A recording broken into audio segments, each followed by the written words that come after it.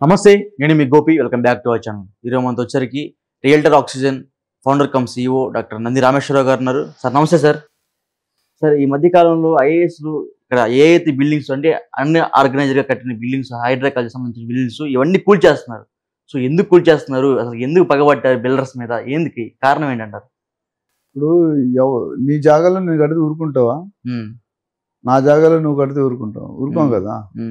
So Hydraa అనేది ఆలోచన తీసుకునే స్టెప్.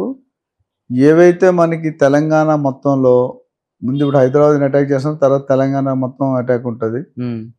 లేక్స్ కానీ, పార్క్స్ కానీ, కన్జర్వేషన్ జోన్ కానీ, bio conservation zone, FTL full tank level, ఆ ఏరియాస్లో అక్రమంగా ఆక్రమించి కట్టడాలు కట్టారు అనేది వాళ్ళ న్యూస్ ఉంది.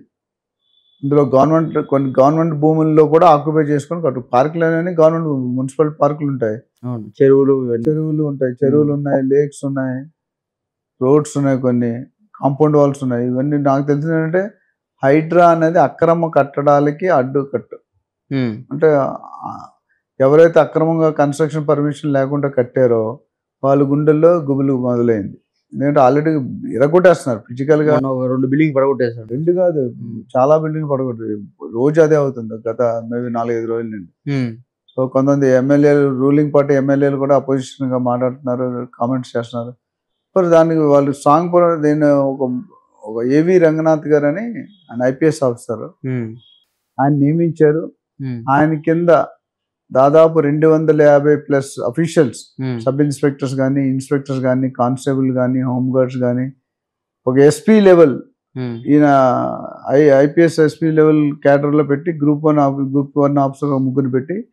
సో హైడ్రా అన్నది ఏంటంటే Hyderabad disaster response and assets protection body అండి. సో దీని కమిషనర్ లెవెల్లో AV రంగనాథ్ గారు నియమించారు. ఆల్రెడీ కొన్ని బిల్డింగ్స్ ఎక్కడైతే చెరువులు ఆనుకొని, చెరువులు జాగా ఎప్పుడైనా FTL కానీ కన్జర్వేషన్ జోన్ కానీ ఉంటే కనుక ఆ చెరువు దగ్గర నుండి 10 కిలోమీటర్ విస్తరణలో ఏమీ కట్టకూడదు. కానీ కొన్ని సందర్భాల్లో అటు పొలిటికల్ లీడర్స్ కానీ, బిజినెస్ మ్యాన్ కానీ ఆక్రమించినట్టు కొన్ని సందర్భాలు వాళ్ళు ప్రూఫ్స్ ఉన్నాయి. అవి ఎవరిని అడగకుండా చాలా సివియర్ యాక్షన్ తీసుకుంటున్నారు. అయితే దీనివల్ల కొంతమంది మంచి వాళ్ళు కూడా ఇబ్బంది పడవచ్చు. ఇప్పుడు 10 అంతస్తులు 20 అంతస్తులు బిల్డింగ్లు పోగొట్టేస్తున్నారు.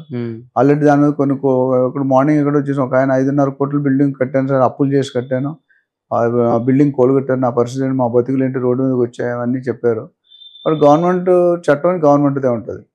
సో హైడ్రా అనేది దాదాపు నాకు తెలిసి 1728 చెరువుల్లాగా మొత్తం తెలంగాణలో ఉండాలి, చిన్న పెద్ద చిట్టు కానీ.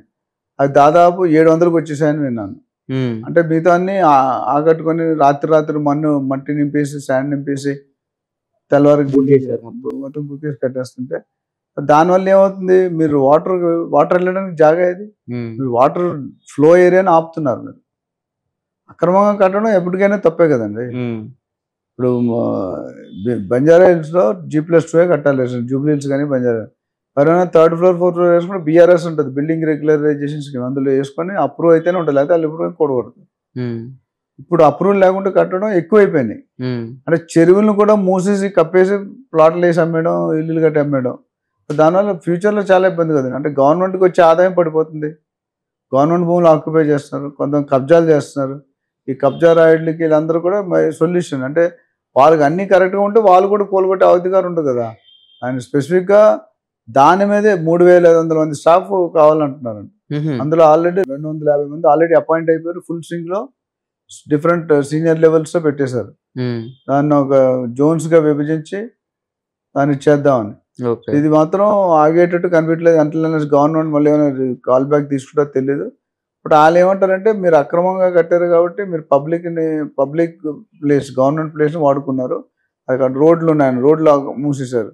మియాపూర్ చెరువు దగ్గర ఎక్కడికి వెళ్ళినా, ఏ చెరువు దగ్గర చూసుకున్నా కొద్దిగా బార్డర్స్ ని ఆక్యుపై చేస్తారు.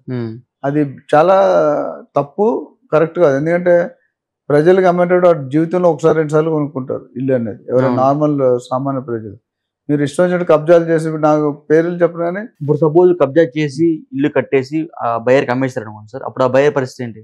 బయర్ ఏం చేయలేదండి. ఇప్పుడు అప్పుడేం సరే బయర్కి పాయింట్ కోలుగొట్టేస్తాడు, బయర్ ఇబ్బంది పడతాడు. ఎందుకంటే బయర్ కొనుక్కునేటట్టు చూసుకోవాలి.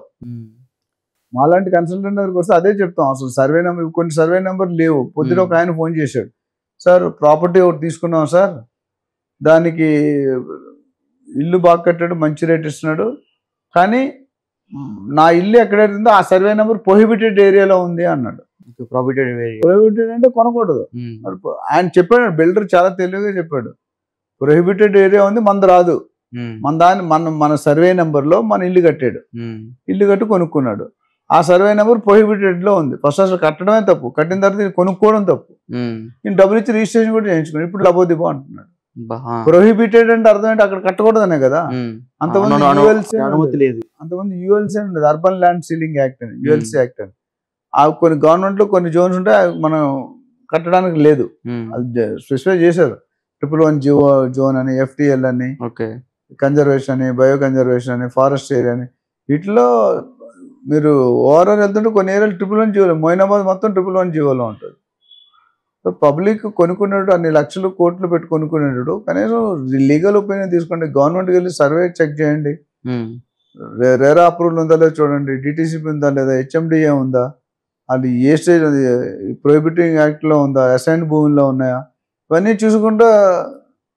నేను చెప్పాను, సింహం నవ్వింది కదా అని ఫోటోగ్రాఫ్ తీసుకోవద్దు, చీప్ కేస్తే కొనేస్తారా, అవి మొత్తానికి పోతారు కదా.